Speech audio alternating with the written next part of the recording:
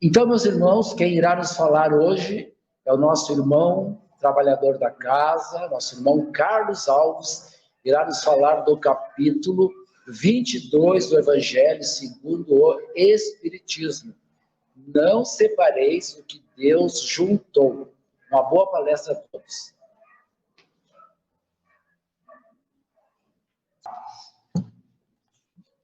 Muito boa tarde a todos os nossos prezados irmãos, queridos. É uma alegria a gente estar aqui de novo, uma alegria muito grande. Nesses momentos, que a gente vive, momentos tão desafiadores, o nosso município aqui vivendo uma situação também muito lamentável, ali na Americana, nossos irmãos sofrendo, a gente se compadece, se solidariza, porque são momentos muito difíceis realmente, mas a vida segue, a gente precisa, na medida do possível, estender as mãos a esses irmãos nossos auxiliando, mas também vivendo as nossas existências da maneira melhor possível. E o nosso capítulo de hoje, capítulo 22, Não separeis o que Deus juntou, ele é um capítulo muito interessante sobre vários aspectos. E eu cito aqui um aspecto muito interessante deste capítulo. Todos os outros 28 capítulos com ele, na sua grande maioria, tem citações tanto do nosso codificador Allan Kardec, quanto dos espíritos que auxiliaram Kardec na codificação, fazendo ali as suas citações, colocando as suas opiniões. Mas neste capítulo especificamente não tem nada, nenhum comentário, nem de Kardec, nem dos espíritos da codificação. Silêncio absoluto. E isso me levou a deduzir que os irmãos espirituais levaram realmente muito a sério aquele ditado popular que diz que em briga ou relacionamento de marido e mulher não se mete a colher, porque eles não disseram nada, absolutamente nada. Claro, brincadeiras à parte, a gente sabe que com certeza eles entenderam que este é um assunto tão delicado e tão íntimo de cada um, que cada um deverá resolver da melhor maneira possível. Mas eu vou apresentar aqui para os irmãos hoje, vamos dizer assim, uma forma diferenciada. Por que diferenciada? Porque normalmente quando a gente apresenta esse capítulo, os irmãos nossos que se revezam aqui, eu mesmo já fiz várias vezes, a gente foca muito em cima dos relacionamentos conjugais, dos desdobramentos desses relacionamentos conjugais, dos seus efeitos. E quando a gente fala aqui, qualquer um dos irmãos que fale aqui, os que estão ouvindo naturalmente se identificam com uma ou outra situação. E de repente, conforme vão se identificando, a gente vai rindo, vai rindo porque se identifica com esta ou aquela situação, ou aqueles que têm o coração mais amanteigado, começam até a chorar, se emocionam, e de repente, se o companheiro ou a companheira está do lado ali, dá uma olhada assim, flagra os olhos marejados, dá uma despistada e diz, eu acho que caiu um cisquinho no meu olho aqui, coisa e tal. Então, fica aquele clima, assim, Mas a proposta de hoje é um pouquinho diferente que eu tenho para os irmãos, porque nós vamos tentar pelo menos trabalhar, a fala de Jesus, que nós vamos encontrar aqui em Mateus, no capítulo 19, e fazer um desdobramento, porque nesta fala de Jesus com os fariseus, ele dá ali uma orientação muito importante, que a gente, lendo assim rapidamente, não se dá conta que é preciso focar um pouquinho mais. Então, para os irmãos trabalhadores da casa, já estão acostumados com este texto, mas em respeito aos irmãos que vêm à casa e não estão familiarizados, eu vou ler o que está aqui dito em Mateus, no capítulo 19. Prestemos bem atenção nesta fala de Jesus com os fariseus. Diz o seguinte: os fariseus vieram também a ele para tentá-lo, dizendo-lhe, é permitido a um homem devolver sua mulher por qualquer causa que seja? Ele lhes respondeu: não lestes que aquele que criou o homem desde o princípio os criou macho e fêmea? E que foi dito: por essa razão o homem deixará seu pai e sua mãe e se ligará à sua mulher, e não farão mais os dois senão uma só carne? Assim, eles não serão mais dois, mas uma só carne. Que o homem, pois, não separe o que Deus juntou. Mas por que, pois, disseram-lhe, Moisés ordenou que se desse à mulher uma carta de separação e que fosse devolvida? Ele lhes respondeu: foi por causa da dureza do vosso coração que Moisés vos permitiu devolver vossas mulheres. Mas isso não foi desde o princípio. Também vos declaro que todo aquele que devolve sua mulher, se não for em caso de adultério, e esposa outra, comete adultério. E aquele que esposa a que o outro devolveu, comete também adultério. Este é o texto na íntegra. Aqui neste texto tem muitos elementos para a gente ir trabalhando, meus irmãos. Muito importante. Começa pelo seguinte: neste diálogo de Jesus com os fariseus, nós temos que entender que naquela época tem alguns textos que dizem que os fariseus tentaram Jesus. Mas Kardec, logo na introdução do Evangelho, ele vai colocando ali que o Evangelho, a execução dos capítulos foram trabalhados metodicamente. E que muitas vezes, diz Kardec na introdução, para se entender estas falas aqui, trazidas pelos apóstolos, que Jesus falou, a gente tem que se reportar muitas vezes àquele tempo, àquela época, entender toda aquela situação política, toda aquela situação familiar, toda aquela conjuntura de idiomas, para que a gente possa entender, porque houve muitas traduções. Então, por exemplo, nesse texto aqui, em alguns diz assim que os fariseus tentaram Jesus. Na verdade, não é bem assim. Nós podemos trocar este verbo tentar por testar. Por quê? Porque era comum naquela época, muito comum mesmo, os fariseus, que eram os homens, os doutores da lei, que conheciam profundamente o Antigo Testamento, eles testavam qualquer um que fosse falar sobre as Escrituras Sagradas, sobre aquilo que Moisés fez, os grandes profetas. Então eles testavam qualquer um. E Jesus, como chegou falando profundamente do Antigo Testamento, eles cercaram Jesus e começaram a testá-lo no seu conhecimento.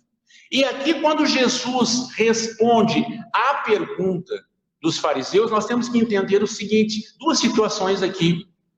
A Bíblia, ela tem também o seu Pentateuco. Aqueles que de repente não se lembram, a gente vai ver aqui, tem a Gênesis, que é o primeiro livro, Êxodo, Números, Deuteronômio e o outro que é Êxodo, os cinco livros. Então, quando se dá esse diálogo, tanto Jesus quanto os fariseus estão debatendo em cima do Antigo Testamento, mas que estão nesses livros. Quando os fariseus perguntam a Jesus por que Moisés deu a carta de despedida, autorizando os homens a dar a carta de despedida às suas mulheres, Jesus, essa fala dos fariseus está em Deuteronômio, lá no capítulo 24. E quando Jesus responde aos fariseus, ele responde em cima do livro da Gênesis, que está lá nos primeiros tópicos, os primeiros versículos. Então, é um diálogo entre pessoas altamente capacitadas e qualificadas do ponto de vista de conhecimentos. Se dá ali um debate entre pessoas inteligentíssimas, que reuniam esses conhecimentos. Então, se coloca toda essa situação e começa aqueles debates. Então, quando Jesus responde com base na Gênesis, a Gênesis por ser o primeiro livro, então quando se dá esse diálogo, nós temos que entender que ali está se travando um debate de conhecimentos. Mas chama a atenção dos irmãos para o seguinte: os fariseus não estavam questionando Jesus a respeito do divórcio ou da separação. Quando eles perguntam por que Moisés então autorizou que os homens dessem a carta de despedida às suas mulheres, ele não estava perguntando para Jesus se o divórcio era lícito ou não. Não, porque isso já estava contemplado na própria tradição deles. Quando os homens, ao irem se casar, tinham que dar ali as suas cotas, tinham que apresentar ali uma poupança, um dinheiro, para que então se estabelecesse um vínculo com aquela esposa, já prevendo uma separação. Eles não estavam questionando Jesus quanto à questão da separação, estavam questionando quanto à questão das causas que levariam à separação. E aí, dentro dessas causas, que nós vamos ver lá em Deuteronômio, no capítulo 24, existem duas escolas de pensamento em cima do que os fariseus estavam colocando para Jesus, que é a escola de Shammai, que defendia que a mulher, que o homem poderia despedir a sua mulher em duas situações distintas, ou por adultério, ou por impedir que o seu marido seguisse as leis mosaicas. Mas tinha a escola de Léo. A escola de Léo já era assim mais aberta, ela defendia que o homem poderia despedir a sua mulher por qualquer motivo. De repente ele viu uma mulher mais jovem, mais bonita, mais ajeitada, dá a carta de despedida. A mulher não cozinhou direito, não lavou direito, não tratou bem o seu esposo, estava despedida. A questão da pergunta aqui, então, é essa. Eles estavam testando Jesus para saber qual a opinião de Jesus a respeito disso, se ele participava mais da escola de Shammai ou da escola de Léo. Vejam que há um travamento de entendimentos aqui muito importantes. Aí eu fico imaginando, meus irmãos, se esse pensamento, essa escola de Léo, fosse nos dias de hoje. Imaginemos a confusão que isso daria. O homem podendo despedir a sua esposa por qualquer motivo. Tá? Imagina. Seria um pesadelo das nossas irmãs feministas. Aí, de repente, está lá o maridão, o companheiro, né? Machista, esparramado no sofá, controle na mão, grita lá da sala: mulher, me traz lá minha cerveja que eu quero olhar meu jogo. E a mulher grita lá da cozinha, já estressada: pega tu se quiser. Pronto. O homem já pegava, já dava ali a cartinha de despedida para ela: ó, tá aqui, ó. Tchau, acabou. Imagina a confusão que isso seria. Vejam como era naquele tempo. Porque no pensamento, na escola de Léo, era por qualquer motivo o homem poderia despedir a sua mulher. Então esse diálogo vai seguindo, vai se debatendo aqui. Então eles estavam testando Jesus para saber as causas, se era lícito ou não. E aí Jesus vai falando uma coisa mais importante ainda. Quando ele cita que no início não era assim, ele está citando novamente a Gênesis. Por que ele diz no início não era assim? Porque no início, o normal naquela época, como era nos dias de hoje, quando a mulher se une ao marido, troca o sobrenome da mulher. Mas no início, a referência que Jesus faz está lá em Gênesis, no início não era assim. No início, o homem deixava a sua casa, a casa dos seus pais, deixava a sua família, as suas tradições, as suas coisas, e ele ia na busca da sua companheira. O seu nome mudava. E isso coloca uma questão extremamente importante para nós. Significa o seguinte, que o sentimento, a afeição pura, o amor puro, sobrepujava quaisquer interesses políticos, sociais, familiares, religiosos. O homem ia à busca da sua esposa, da sua companheira, por afeição pura. O que não ocorria naquela época, onde os homens, ao se unirem às suas esposas, tinham que dar o dote, já prevendo uma separação. E ainda tinha essa questão das duas escolas, que muitos homens, claro, pendiam para a escola de Léo, por qualquer motivo despediam as suas companheiras. E aí, então, Jesus diz: foi por causa da dureza dos vossos corações. Mas, nessa resposta de Jesus, foi por causa da dureza dos vossos corações, nós precisamos entender o seguinte também. Quando se fala em dureza de corações, não estamos falando apenas da questão do sentimento. Jesus falou da dureza dos corações, então está falando só do sentimento. Não, a dureza dos corações significa também que o homem daquela época precisava ter a consciência dos reflexos que essas cartas de divórcio, de separação, causariam para a mulher e para a família e para a sociedade. E o homem não tinha essa consciência quase sempre. Porque naquela época, quando ele fizesse isso, ele tinham algumas regras. Ele tinha que participar da sociedade, ele tinha que participar do seu templo religioso, ele tinha que participar a todos que estava despedindo a sua companheira. Mas ele não conseguia prever as consequências depois disso. Então, quando se fala em dureza do coração, se está também falando que, pela dureza do coração do homem, ele não media as consequências dos seus atos. E se nós trazermos para o lado espiritual, e aí é um ponto muito importante também, meus irmãos, nós que somos espíritas, particularmente os trabalhadores da casa, em algum livro nós já vimos ou lemos um planejamento dos mentores espirituais, planejando assim, olha, meu irmão, vem cá um pouquinho, senta aqui. Você vai agora voltar ao plano terrestre, vai reencarnar, tu vai casar, mas daqui a uns 7 anos, mais ou menos, depois do casamento, tu vai te separar. Tu vai te separar da tua companheira, vai ser um caos terrível, vai ser uma confusão, vai ter ressentimento, vai ter rancor, vai ter briga. Não vai dar muito certo aquela guarda compartilhada dos filhos, mas fica tranquilo, depois vai dar tudo certo no final. Alguém dos irmãos aqui já leu isso em alguma obra? Que os mentores espirituais fizeram um planejamento em cima de uma separação, de um divórcio, de uma ruptura, em cima de uma coisa negativa? Não vamos ver. O que a gente lê e ouve são planejamentos em cima, meu irmãozinho, tu vai casar com esse, com aquele, com tal, nos incentivando a vir, porque se apresentassem para nós esse planejamento, imaginem só, meus irmãos, só vinha o corpo, a coragem e o espírito ficava na espiritualidade. Pô, mas eu já vou chegar lá, já estou sabendo o que está me esperando. Não, vou ficar aqui é melhor. É ou não é?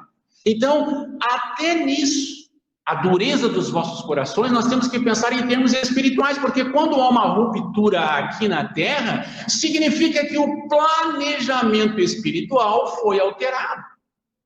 E agora, como é que faz? Como é que ajusta isso? Uma questão muito interessante também, que sempre que eu faço esse capítulo eu fico me questionando, esse capítulo, eu fico às vezes perguntando, o que ele faz aqui no Evangelho, no capítulo 22? Eu sempre achei comigo que esse capítulo ficaria melhor colocado no livro Céu e Inferno. É uma opinião minha, pessoal. Ali entre o item 3, que fala do céu, depois o inferno, o purgatório, até as penas eternas, ficaria muito bem ali. Se Kardec colocasse ali no meio, estava ótimo. Olha, eu acho que ninguém ia reclamar. Mas não, está aqui no Evangelho, no capítulo 22. Então, veja só, mesmo, porque se a gente parar para analisar friamente, se Kardec tirasse aqui do Evangelho e botasse lá no céu e inferno, então, eu acho que ninguém ia questionar. Por que isso acontece? Porque nós ainda temos a dificuldade de entendimento, de assimilação desses conteúdos. Então, quando Jesus fala que no início não era assim, citando Gênesis, o Antigo Testamento, a gente precisa refletir um pouquinho. Porque como se dão as afeições, as uniões hoje? É pela afeição pura, pelo desinteresse puro? Como se dão? Porque aí a gente vai começando a trabalhar os elementos e vendo o porquê das consequências depois. Onde não se dá certo, por que não se dá certo? Aí a gente começa a entender, começa a perceber, e é exatamente neste ponto, quando já vamos para uma união e a afeição não é pura, os interesses não são puros, onde já há outros interesses, não há o amor, como na citação, João, Deus é amor, já a coisa começa a entrar num caminho de colisão. Então Jesus está dando aqui para nós a dica, a orientação de uma das causas, se não a maior das causas. Porque é justamente neste momento, quando se vai para uma união sem uma afeição pura, sem o interesse por questões que estão alheias ao sentimento, à afeição pura, a união neste momento, ela deixa de ter aquele simbolismo da aliança entre duas pessoas, entre dois seres, e passa a ter agora a afeição de algemas. Deixa de ter aquela questão da aliança, da união, para se tornar algemas, pesadas algemas, pesada corrente que os consortes terão de arrastar por tempo indeterminado, de maneira muito pesada, até que compreendam o sentido verdadeiro de não separeis o que Deus juntou, porque Deus juntou pelo amor. Não há sentido nenhum em entender o contrário. Deus nos une pelo amor. Mas é aquele ditado popular que diz, né, meus irmãos? Se não é pelo amor, vai como? Pela dor. Aí o homem escolhe a dor. Não é Deus. Daí o porquê de muitos, às vezes, mas como é que Deus permite esse tipo de coisa de uniões? Não, não é Deus. Deus não tem nada a ver com isso. Isso já são consequências daquilo que Jesus falou lá em Gênesis. No começo não era assim. No começo se unia pela afeição pura. Mas nos tempos de hoje, desde muitos tempos atrás, as uniões não são assim, infelizmente. E isso tem consequências. Então, o ditado popular, ele reina absoluto. Se não é pelo amor, vai pela dor. E isto, meus irmãos, faz com que esse livrinho aqui, os trabalhadores sabem da casa, Vida e Sexo, para mim, particularmente, é o melhor livro que tem, falando sobre tudo, dos relacionamentos conjugais, família, filho, tudo. Quem não leu, dos irmãos que estão aqui, leiam. Quem vai casar, quem está casado, quem de repente está enfrentando problemas, dificuldades, leiam, adquiram, leiam, mas leiam com os olhos da alma, porque aqui tem muita informação pelo Espírito Emmanuel, na psicografia do Chico, muita informação. E aí, meus irmãos, quando a questão passa do amor para a dor, eu vou ler aqui um pequeno trechinho de uma lição que diz assim, união infeliz. E aí diz o seguinte, vejam se não é exatamente o que acontece. O matrimônio pode ser precedido de doçura e esperança, mas isso não impede que os dias subsequentes, em sua marcha incessante, tragam aos cônjuges os resultados das próprias criações que deixaram para trás. Não é assim? No início, todos nós sabemos, a atração é uma maravilha, mas depois começamos a nos defrontar com situações muito degradantes. Aí diz assim, a jovem suave que hoje nos fascina para a ligação afetiva, em muitos casos será talvez amanhã a mulher transformada, capaz de impor-nos dificuldades enormes para a consecução da felicidade. No entanto, essa mesma jovem suave foi no passado, em existências já transcorridas, a vítima de nós mesmos, quando lhe infligimos os golpes de nossa própria deslealdade, ou em consequência, convertendo-a na mulher temperamental ou infiel, que nos cabe agora relevar e retificar. Segue Emmanuel dizendo, o rapaz distinto, que atrai presentemente a companheira para os laços da comunhão mais profunda, bastas vezes será provavelmente depois o homem cruel e desorientado, suscetível de constrangê-la a carregar todo um calvário de aflições incompatíveis com os anseios de ventura que lhe palpitam na alma. Esse mesmo rapaz distinto, porém, foi no pretérito, em existências que já se foram, a vítima dela própria, quando desregrada ou caprichosa, lhe desfigurou o caráter, metamorfoseando-o no homem vicioso ou fingido, que lhe compete tolerar e reeducar. Vejamos, meus irmãos, que tudo vai se encaixando, porque é exatamente isso que está sendo colocado aqui por Emmanuel, que acontece, que a gente vê diariamente.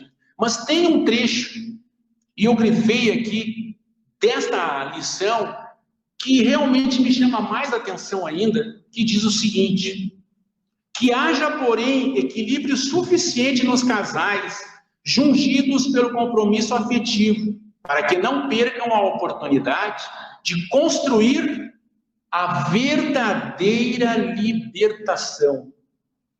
Olha, meus irmãos, a verdadeira libertação. Como assim? Quer dizer, então, que nas separações não há liberdade? Não há libertação? É isso que Emmanuel está dizendo? Ao nos separarmos, só nos separamos no corpo, fisicamente, não há de fato a libertação? É isso que ele está dizendo? É exatamente isso que ele está dizendo. Claro que os mentores espirituais não são contra, claro que a doutrina espírita não é contra as separações, porque a gente sabe que existem muitas situações de vida ou morte, então é melhor que se separem. Mas o que ele está dizendo aqui é algo extremamente importante. Só há libertação quando existe a afeição pura, o amor, o respeito. Aí então, nessas uniões felizes, há libertação, porque cada um depois segue o seu caminho, estão livres para alçar voos maiores. Já quando há conflitos, e esses conflitos geram a separação, ao invés de se libertarem, se aprisionam ainda mais, se algemam ainda mais. É isso que ele está dizendo aqui. E eu poderia dizer essa fala aqui de Emmanuel de várias formas, mas quando eu li especificamente este item, eu me lembrei de um episódio, e aí nunca falei isso para ninguém, nunca. E olha que eu já faço essa atividade há muito tempo, mas talvez chegou um momento, e eu até pedi mentalmente em prece para minha mãe, que me permitisse falar 2 episódios que aconteceram com os meus pais, que me lembram assim muito, muito isso aqui. E eu vou, claro, omitir detalhes, porque eu vou ser bem focado, bem objetivo nos dados. O que aconteceu? Certa feita, conversando com minha mãe, ela é uma médium trabalhadora da casa aqui durante muitos anos daqui, da Paulo de Tarso, da Simão Pedro, trabalhou por mais de 50 anos, uma médium maravilhosa, não por ser minha mãe, mas os que conviveram com ela sabem, tinha uma mediunidade muito boa e tinha uma capacidade de discernimento. Pois bem, aí conversando com ela, não sei por que razão, veio à tona esses assuntos, e ela começou a me contar coisas que eu fiquei impressionado na época. Por quê? Porque no velório do meu pai, a minha mãe não chorou uma gota de lágrima, nada. Firme ali, com o semblante fechado. Eu ficava olhando preocupado, eu digo, meu Deus do céu, o que está acontecendo no íntimo dela? Mas em dado momento, pouco antes de fechar o caixão, eu vi que os olhos dela marejaram. E aquilo ficou na minha cabeça assim, eu digo, que interessante. Agora ali, não, de repente não foi, impressão minha. Nunca tive coragem de perguntar a ela, nunca. Pois bem, nessa conversa que tive com ela, passado já muito tempo, aí ela conversando e dizendo, pois é, meu filho, no enterro do teu pai, a mãe teve uma grata surpresa. Eu digo, como assim, mãe? Pois é, eu estava sentada lá e daqui a pouco apareceu um espírito, chegou para mim, tirou assim da roupa, de dentro da roupa, um papel enroladinho, tinha um topzinho ali, um cordão enrolado e me entregou. E eu digo, tá, pois é, aí eu olhei para esse espírito, ela dizendo, e perguntei para ele, mas o que é isso aqui? E esse espírito disse, isso aqui é a tua nota promissória com ele. Tu está quitando o teu débito com ele. Abre aí. E ela abriu e começou a ler. Ali tinha o nome dela, o nome dele, várias coisas neste papel escrita, que ela, correndo o olho, ela percebeu que eram as faltas cometidas contra o meu pai. E ela então levou aquele choque e olhou novamente para a entidade e ela se desvaneceu. E quando naquele torpor, naquele transe, ela voltou e olhou para o papel, curiosamente o papel não tinha mais nada escrito. Nem o nome dela, nem do meu pai, nenhuma daquelas situações que ela viu ali no início, não tinha mais nada. Era uma folha em branco. Aí ela entendeu que aquela entidade disse: você quitou seu débito. E olha, meus irmãos, foi muito, muito complicado, porque o meu falecido pai, entre tantas andanças, ele uma vez foi para Caxias do Sul e voltou 2 anos depois com uma linda filha nos braços. E aí voltou, mas, poxa vida, voltou com esse presente, doente. Minha mãe não só tratou ele, curou ele, como cuidou da filha, até esta criança ficar adulta, minha irmã. Só que nestes intermeios, quantas e quantas vezes eu vislumbrei ela chorando, quando ela lavava roupas. O Antônio aqui é dos antigos, sabe? Nosso terreno lá até hoje existe, é um terreno de 40 metros de comprimento por 30 de largura. Tinha a casa dela, o resto tudo era terreno. E nesse terreno, meus irmãos, era ocupado por varais de roupa. Eu não sei como é que ela dava conta de lavar tanta roupa. Aquilo assim, ó, era branquinho, assim, aí do início ao fim, 3 tanques, mas tanques, aqueles de cimento. E ela tinha que lavar, passar, engomar, era uma trabalheira danada. E ela tinha que pagar o terreno. E então, o meu pai, como ia, depois que ficou melhor, tudo, como ia para o centro, disse: não, daqui para mim o dinheiro que eu vou lá e pago. Adivinha o que aconteceu? O dinheiro se foi e não pagou as prestações. E ela se desesperou. E aí ela disse assim: não, agora chega, eu vou dar um fim nisso aí. E tão desesperada estava. Eu não me recordo agora quem na época indicou a ela que fosse numa determinada casa para tirar uma orientação espiritual. E então aí que ela começou a me dizer que havia a entidade que chamava-se o vovô, irmão João, e o vovô disse para ela assim, em espírito: espera, minha filha, senta aí que nós vamos conversar um pouquinho. Olha só, tu, pelo que tu aprontastes para este homem em outra existência, tu foi uma mulher de vida fácil, dona dessas casas, e tu aprontou demais para ele, tu tirou tudo dele. Era para ele te dar uma surra de manhã, uma de tarde, uma de noite, ele não te bate. Enxuga as lágrimas, que nós vamos tentar dar um jeito de tu recuperar o terreno, essas prestações, para que tu possa seguir a tua vida. E veja só, meus irmãos, quando a gente está focado numa determinada situação de débito, é aquela situação.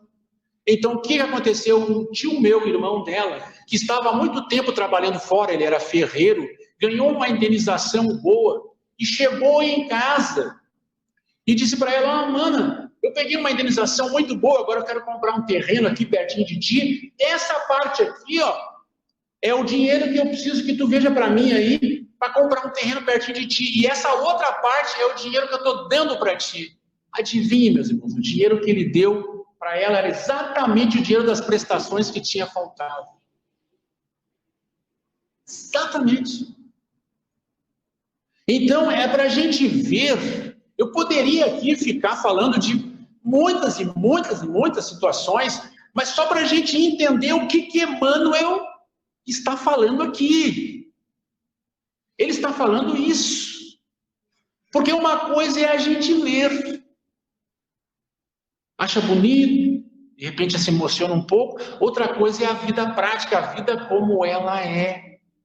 E é por causa dessas situações, quando não se tem o conhecimento espiritual das causas, que as tragédias acontecem diariamente. Essa é a realidade. Então, eu gosto de pensar, e esse pensamento me conforta muito.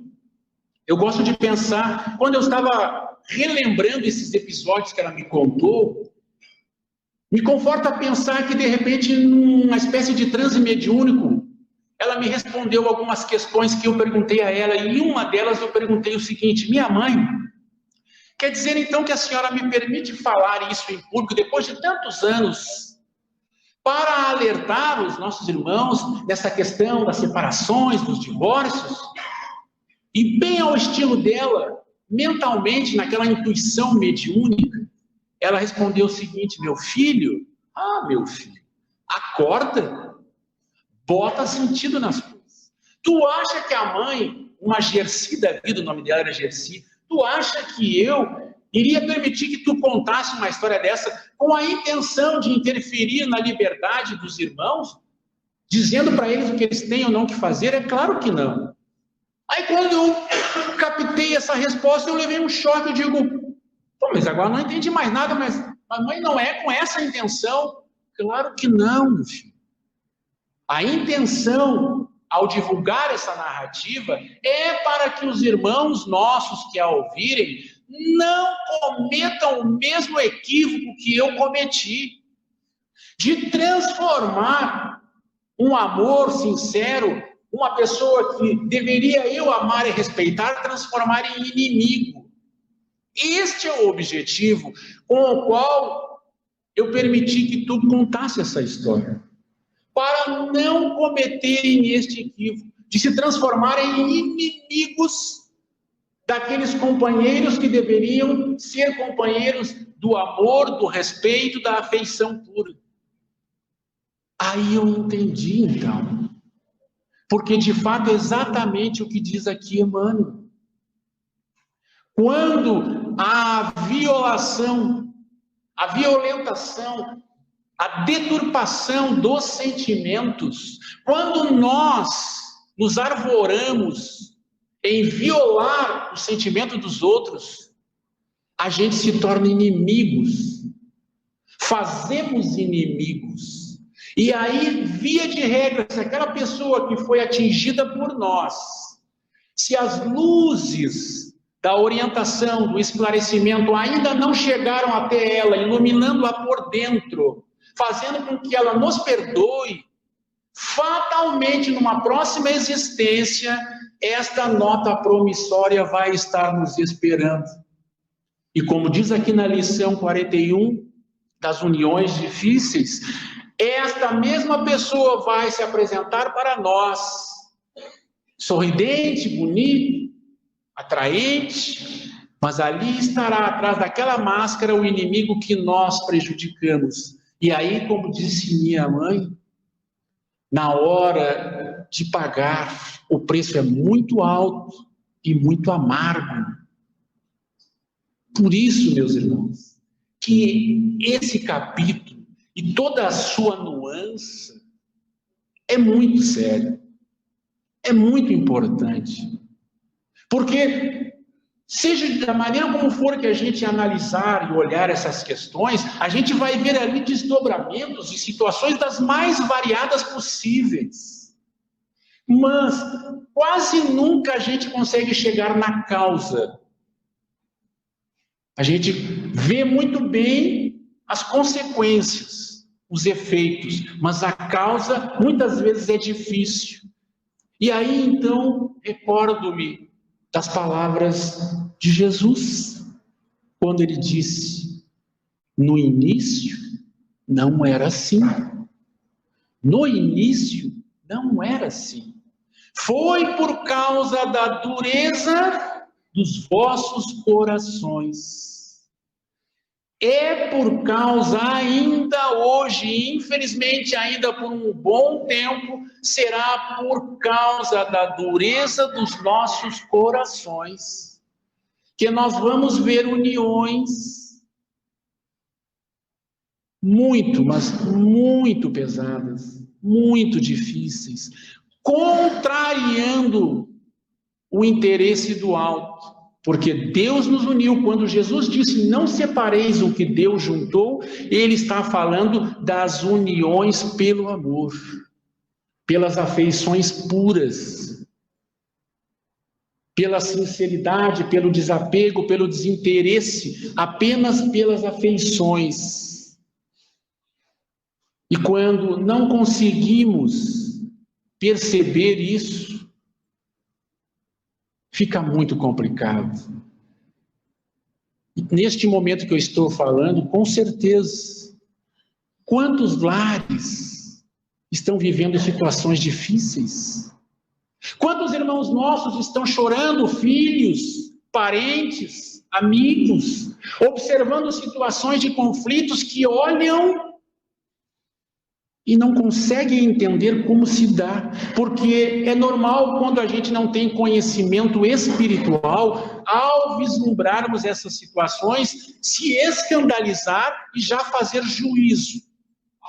Mas como pode? Se fosse eu, faria assim, se fosse eu, não aceitaria, se fosse eu. Mas quando se tem a visão espiritual, a coisa é diferente. E aí, meus irmãos, esta lição de minha mãe, eu trago comigo desde lá. Porque por mais irônico que possa parecer, quando ocorrem as separações na terra, aí é que as algemas acontecem no plano espiritual. Quando pagamos advogados, questões judiciais, toda aquela situação para nos separarmos, aí mesmo é que há a amarração, o enlace na espiritualidade, esperando que possamos nos resolver. Quer dizer então que é proibido se separar? Não. Quer dizer então que é errado? Não. A doutrina espírita, os mentores amigos, ninguém vai proibir ninguém. Somos livres. O que precisamos saber, no entanto, é que a verdadeira separação, e não é só eu que estou dizendo isso, é Emmanuel que disse aqui, na lição 41, a verdadeira separação ocorre pela afeição pura. Esta é a verdadeira separação. Então, queridos irmãos, fica para nós essas reflexões, para que a gente possa refletir bastante. Todos nós temos famílias, temos lares, quem não tem vai os ter com certeza filhos. Essas observações são extremamente importantes. A nossa existência na Terra não constitui a vida em sua expressão de eternidade. Já disse Alcione, um espírito iluminado, a nossa existência é uma fração. Quiçá nesta fração, pelo menos com aqueles que nos compartilham o teto, o lar, a afeição da família, quiçá pelo menos com esses, a gente consiga ser menos duro de coração. Não separeis, pois, o que Deus juntou. Esta é a máxima. Que nós possamos refletir nisso, que a gente possa assimilar e, quem sabe, levar para a nossa existência essas orientações que não vêm do Carlos Alves, vêm do alto, para nos ensinar, para nos fazer refletir. Fiquemos em paz, que possamos todos nós termos muita saúde, serenidade, tranquilidade. Obrigado pela atenção de todos.